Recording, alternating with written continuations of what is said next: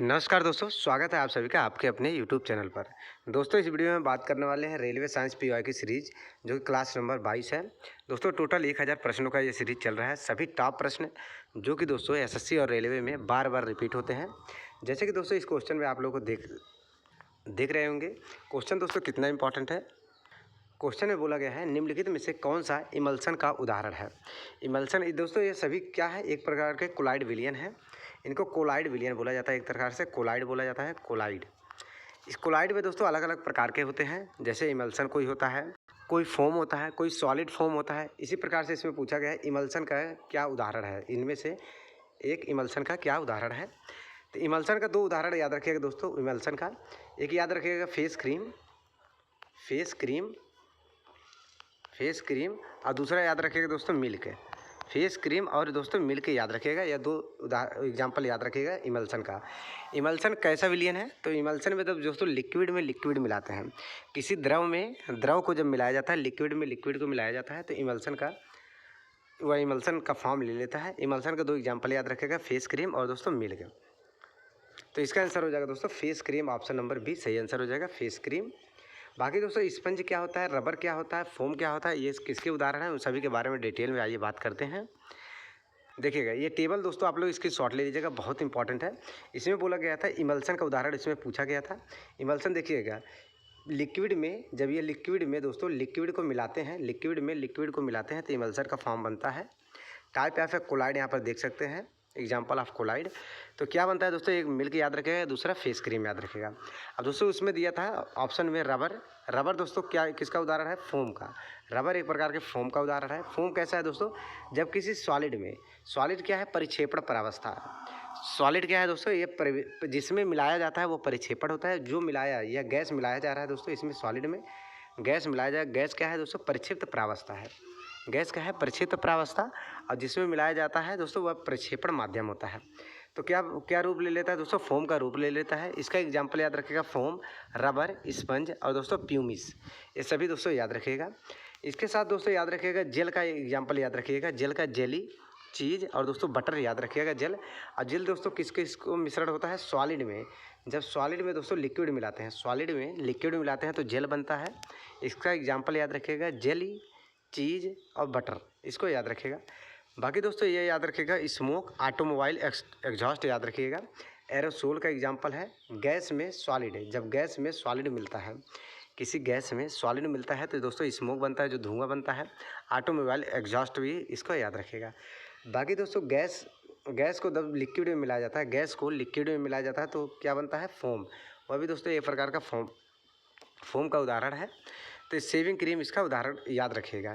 यह किस प्रकार का फोम है दोस्तों, जब लिक्विड में गैस मिलाते हैं। और दोस्तों यह नीचे यहाँ पर जो है, यहाँ पर याद रखिएगा, जब सॉलिड में गैस मिलाता है, यह फोम अलग है, वह फोम अलग है। वह शेविंग क्रीम का एग्जाम्पल याद रखिएगा। यहाँ पर फोम, रबर, स्पंज और फ्यूम्स याद रखिएगा। इसको दोस्तों आप लोग स्क्रीनशॉट ले लीजिएगा, तो बहुत इंपॉर्टेंट है ये, इसको स्क्रीनशॉट जरूर ले लीजिएगा। आगे बढ़ते हैं अगले क्वेश्चन पर। क्वेश्चन है दोस्तों बहुत इंपॉर्टेंट क्वेश्चन है दोस्तों, बहुत ही इंपॉर्टेंट क्वेश्चन बोला गया है पानी की अस्थायी कठोरता को दूर करने के लिए क्या उपयोग किया जाता है।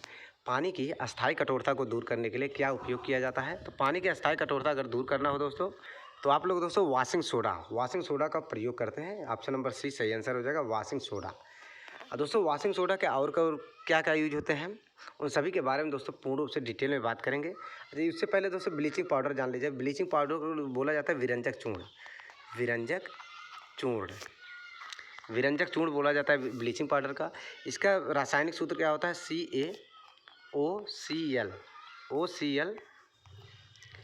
OCl का होल ट्वाइस। याद रखें, ये नए एनसीईआरटी के हिसाब से है, नए वाले एनसीईआरटी के हिसाब से है CaOCl2 का होल ट्वाइस।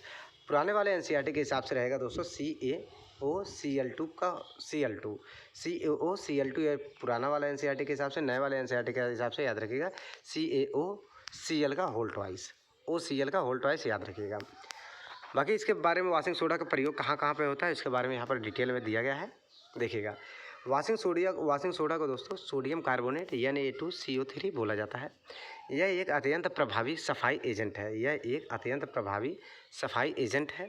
इसका उपयोग कहाँ कहाँ पर किया जाता है, जैसे देखिए घरेलू साफ़ सफाई में, यह रसोई के बर्तनों में जिद्दी चिकनाई, बाथरूम में साबुन के मैल, टाइल और दोस्तों ग्राउट को साफ करने के लिए एक शक्तिशाली क्लीनर के रूप में प्रयोग किया जाता है।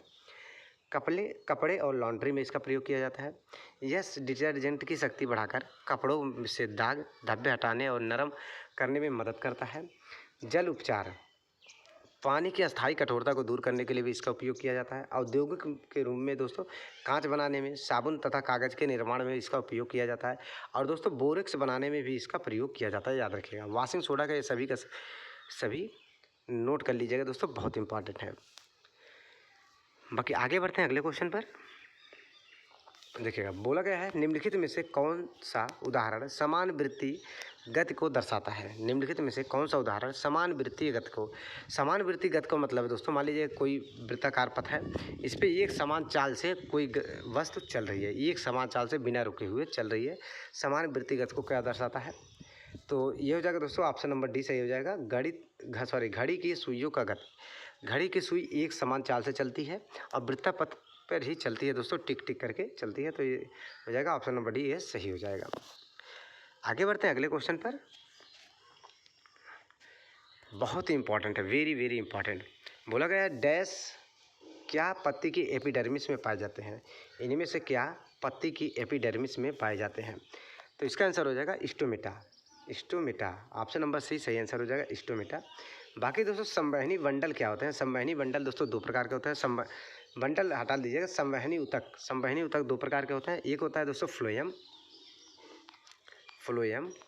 और दूसरा होता है जाइलम। एक होता है फ्लोएम, दूसरा होता है जाइलम। फ्लोएम क्या करता है दोस्तों? भोजन का संवहन करता है, और जाइलम क्या करता है दोस्तों? जल का संवहन करता है, याद रखिएगा। फ्लोएम भोजन का संवहन करता है और जाइलम जल का संवहन करता है। एरेनकाइमा याद रखिएगा दोस्तों, ऐसे ऊतक को क्या बोला जाता है जिनमें बहुत सारे रिक्त स्थान या फिर वायु गुहाएं होती हैं बहुत ज़्यादा मात्रा में, उनको बोला जाता है एरेनकाइमा। और एरेनकाइमा किस में पाया जाता है दोस्तों? पैरेनकाइमा का एक भाग होता है एरेनकाइमा। पैरेनकाइमा का याद रखिएगा दोस्तों, पैरेनकाइमा का एक भाग होता है एरेनकाइमा, जिनमें बहुत सारे रिक्त स्थान होते हैं, उसको बोला जाता है एरेनकाइमा। और इसका एग्जांपल याद रखिएगा दोस्तों, जलकुंभी जो दोस्तों जल के ऊपर तैरती रहती है, हरा हरा होता है, उसमें दोस्तों एरेनकाइमा टिश्यू ऊतक बहुत ज़्यादा होता है, इसलिए वो थोड़ा हल्के होते हैं, याद रखिएगा। बाकी दोस्तों क्लोरेनकाइमा याद रखिएगा दोस्तों, कोलेनकाइमा नहीं है दोस्तों, यह क्लोरेनकाइमा याद रखिएगा। क्लोरेनकाइमा दोस्तों प्रकाश संश्लेषण और क्लोरोफिल के लिए बहुत ही ज़्यादा महत्वपूर्ण होता है। क्लोरेनकाइमा प्रकाश संश्लेषण और क्लोरोफिल के लिए बहुत ज़्यादा इंपॉर्टेंट होता है, याद रखिएगा। बाकी आगे बढ़ते हैं अगले क्वेश्चन पर। CaCl2 का इकाई द्रव्यमान क्या है? CaCl2 का इकाई द्रव्यमान दोस्तों याद रखें कि इकाई द्रव्यमान एटॉमिक मास यूनिट निकालने के लिए इसको व्यक्त किया जाता है AMU में। AMU का फुल फॉर्म होता है एटॉमिक मास यूनिट, याद रखिएगा। इकाई द्रव्यमान निकालने के लिए दोस्तों चलिए CaCl2। कैल्शियम क्या क्या होता है दोस्तों? कैल्शियम का 40 होता है द्रव्यमान संख्या, और परमाणु संख्या कैल्शियम का 20 होता है, याद रखिएगा। कैल्शियम को ऐसे लिखा जाता है C, यहाँ पर 20, यहाँ पर दोस्तों 40, कैल्शियम को ऐसे लिखा जाता है। बाकी क्लोरीन की याद रखिए, क्लोरीन के दो समस्थानिक होते हैं, एक 35.5 होता है, एक 35 होता है, दूसरा 37 होता है। तो दोस्तों क्लोरीन का परमाणु द्रव्यमान संख्या की बात करें तो 35.5 होता है, 35.5 होता है, या 2 है तो इसको 2 से मल्टीप्लाई कर देंगे, तो 40 + 35 दूनी 70, 71 हो जाएगा। टोटल निकल कर आ जाएगा 111 AMU, 111 AMU। CaCl calcium chloride का 111 AMU, याद रखिएगा।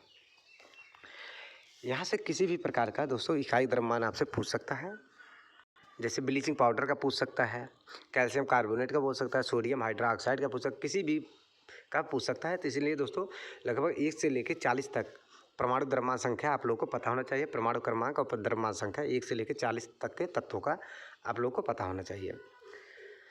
बाकी दोस्तों आगे बढ़ते हैं अगले क्वेश्चन पर।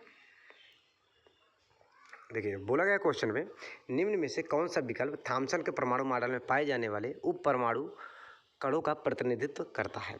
निम्न में से कौन सा विकल्प थॉमसन के परमाणु मॉडल में पाए जाने वाले उप परमाणु के कणों का प्रतिनिधित्व करता है?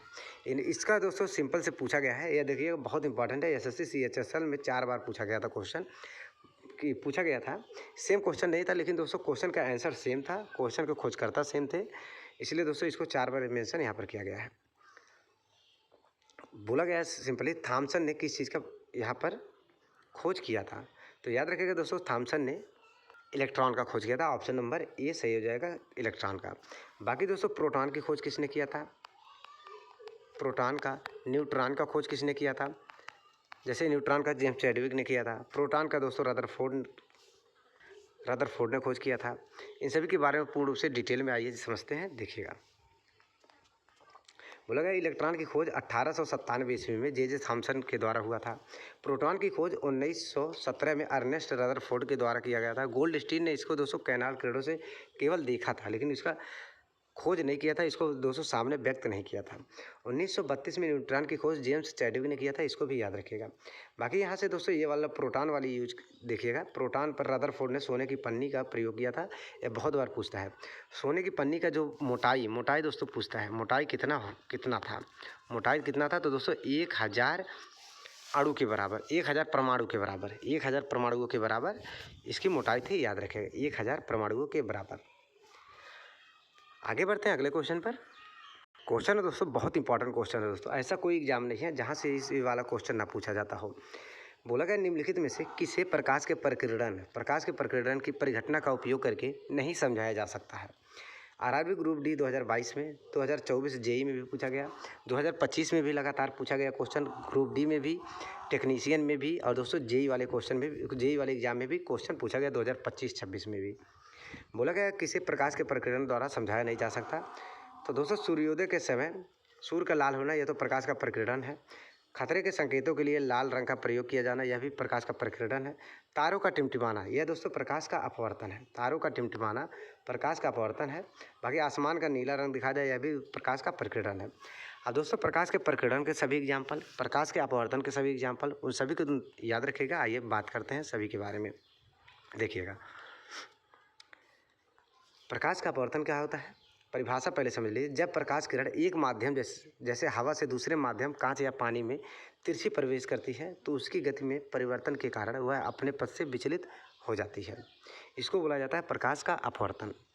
इसका दोस्तों एग्जाम्पल याद रखिएगा। पानी में डूबी हुई छड़ का टेढ़ा दिखाई देना, पानी से भरे बर्तन की तली का ऊपर उठा हुआ दिखाई देना, तारों का टिमटिमाना, यह तीनों एग्जाम्पल याद रखिएगा प्रकाश के अपवर्तन से रिलेटेड। बाकी दोस्तों प्रकाश का प्रकीर्णन याद रखिएगा। जब प्रकाश वायुमंडल से मौजूद सूक्ष्म किरणों, धुएं और पानी की बूंदों से टकराता है, तो प्रकाश विभिन्न दिशाओं में बिखर जाता है।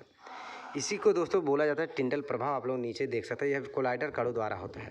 कोलाइडर कणों द्वारा होता है। इसका एग्जाम्पल याद रखिएगा। उदाहरण, आकाश का नीला दिखाई देना, खतरे के संकेतों का लाल का प्रयोग होना, सूर्योदय और तथा सूर्यास्त के समय सूर्य का लाल दिखाई देना, यह होता है प्रकाश का प्रकीर्णन। दोस्तों इसको नोट कर लीजिएगा, बहुत इंपॉर्टेंट है। प्रकाश का अपवर्तन और प्रकाश का प्रकीर्णन, यहाँ से दोस्तों सभी एग्जाम में क्वेश्चन पूछे जाते हैं। बाकी अगले क्वेश्चन पे बढ़ते हैं। क्वेश्चन दोस्तों यह भी बहुत इंपॉर्टेंट है। बोला गया है ये उस उपकरण का शक्ति ज्ञात करने के लिए बोला गया है। क्या होगा जो 180 वोल्ट स्रोत से संयोजित होने वाले जार, यहाँ पर जार होगा, जार 1.75 एम्पियर की विद्युत धारा खींचता है। यह दोस्तों आरआरबी जेईई 2024 में 3 बार क्वेश्चन यहाँ से इस वाले फार्मूले से पूछा गया था। सेम क्वेश्चन नहीं था, अंक थोड़ा अलग अलग था, लेकिन 3 बार पूछा गया था। आरआरबी ग्रुप डी 2025 में भी क्वेश्चन पूछा गया था। तो याद रखें दोस्तों, शक्ति निकालने का फार्मूला क्या होता है? P बराबर V इंटू आई। P बराबर V इंटू आई याद रखेगा। तो P बराबर वोल्ट कितना दिया है दोस्तों? 180।